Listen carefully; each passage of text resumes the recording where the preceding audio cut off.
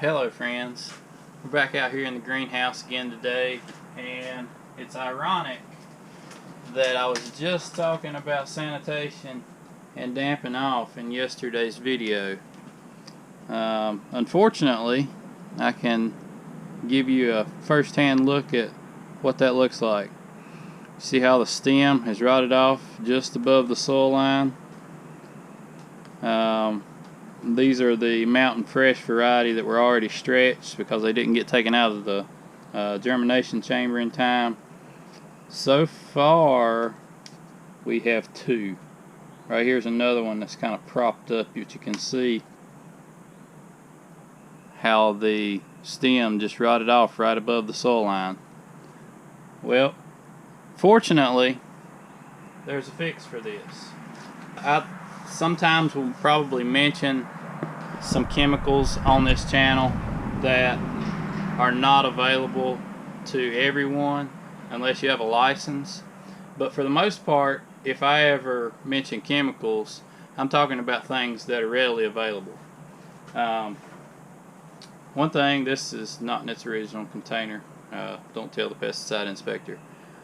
This is copper, just regular copper. It's actually, you can pay more for it and get it with an OMRI label on it, so you can spray it with an organic production. This costs less but doesn't have that label. Another chemical is this one. The trade name on it is Harbor, but it is streptomycin. It's sold under a lot of different names. Very, very good stuff.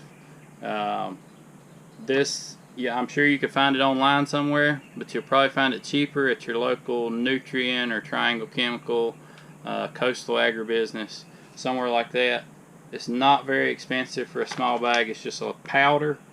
I will say it's very challenging to get it mixed correctly for greenhouse application. I'm pretty sure streptomycin is only labeled for use in a greenhouse, but I can't remember exactly the wording on the label, but it's something to the effect of parts per million, which is all well and good if you're spraying an enormous greenhouse that is full of plants and you're pushing your chemilizer with spray boom through there. That's perfect, that's what you need.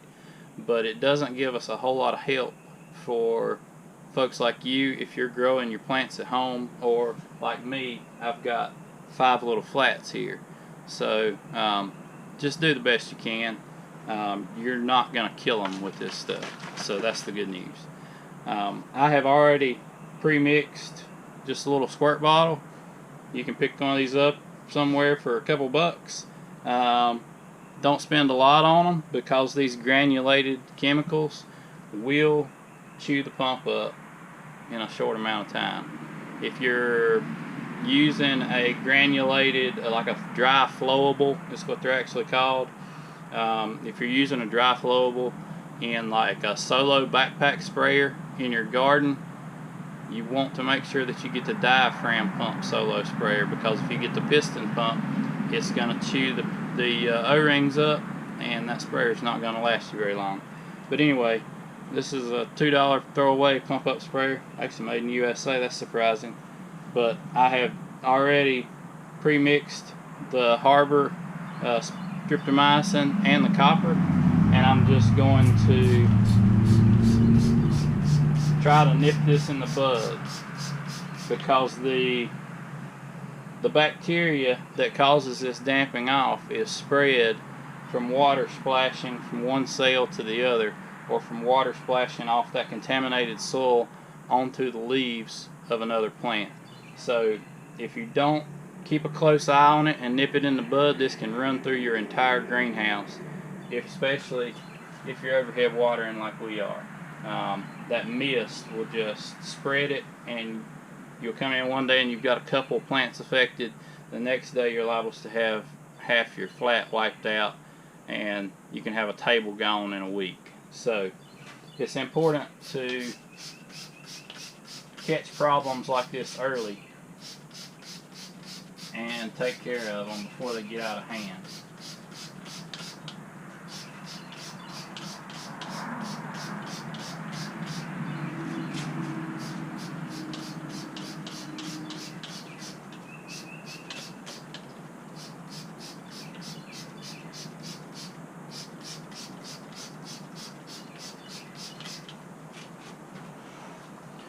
Now we always have a certain amount of disease pressure in our greenhouse.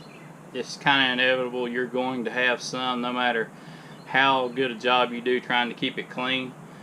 But you just need to stay on top of it, and once it develops, mix you up a spray bottle, and I will just keep this same bottle out here. And you have to keep it stirred, because it will, since it is a dry flowable, it will settle out. But I've never had any problem personally with saving this. Some people will probably tell you that you can't. Once you mix it, you got to use it right then. But I will hang this here in the greenhouse, and in a few days I'll come back just when I think about it, and I'm out here, I'll grab it, shake it up, come back through, spritz all these flats again, and normally that will knock it in the head, and you won't have any more issues after you do that. So I'm just trying to put together a little series this week. I'm going to try to do a video every day, and just kind of cover some cultural practices in the greenhouse, make some shorter videos.